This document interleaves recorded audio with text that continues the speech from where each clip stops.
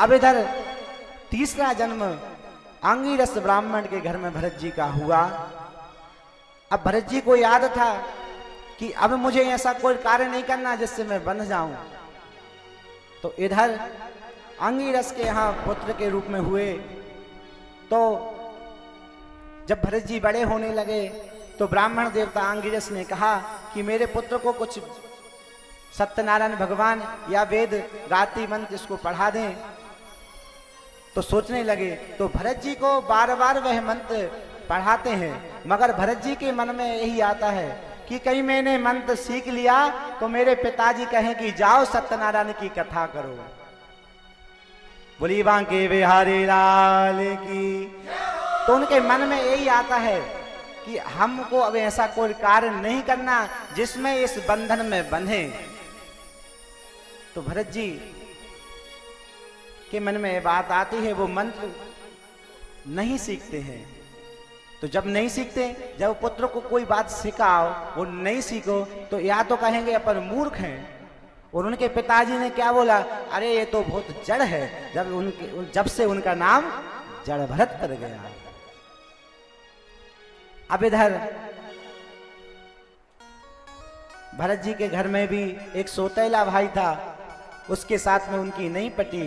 सौतेला भाई उनके साथ में दुर्व्यवहार करता था, रात का बचा हुआ अन्न उनको देता था।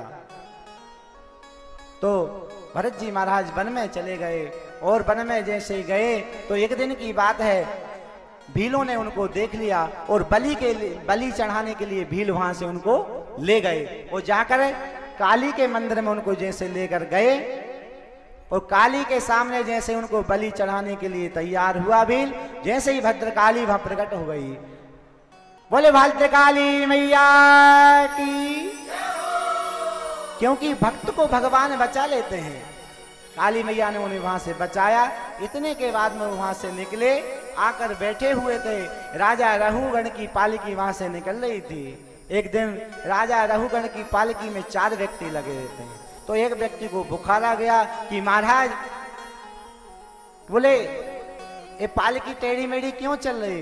बोले महाराज, एक जो पालकी वार है उसको बुखार आ गया, इससे नहीं चला। बोले जाओ किसी दूसरे को ढूंढ कर लाओ। जाकर राजा जड़ भरत वहां बैठे हुए थे, उनने देखा और उन भरत जी को लाकर राजा रघुगण की पालकी में लगा दिया।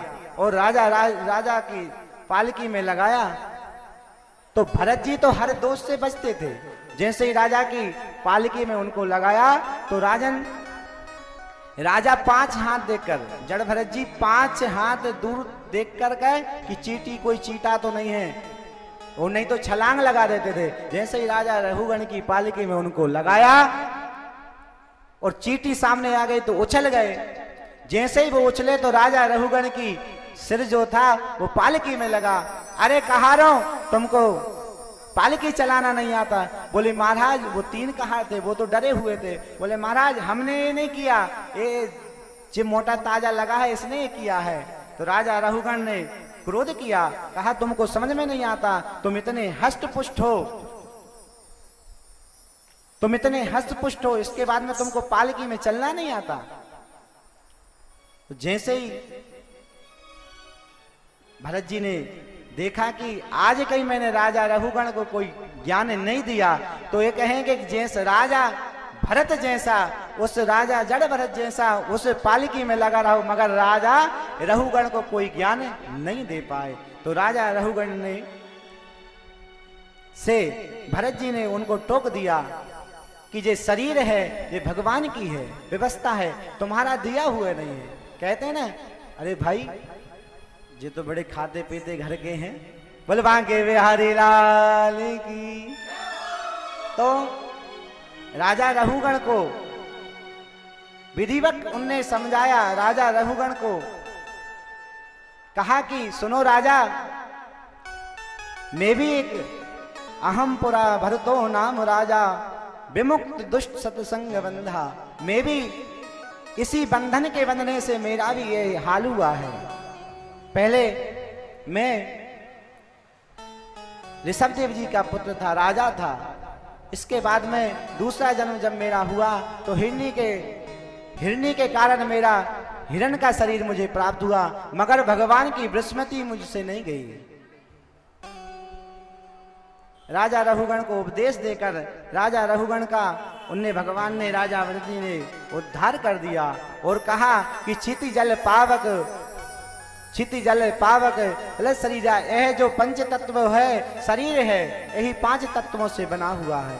इससे ही चीटी बनती है, इससे ही मैं बनता हूं, इससे ही सारी सृष्टि बनती है।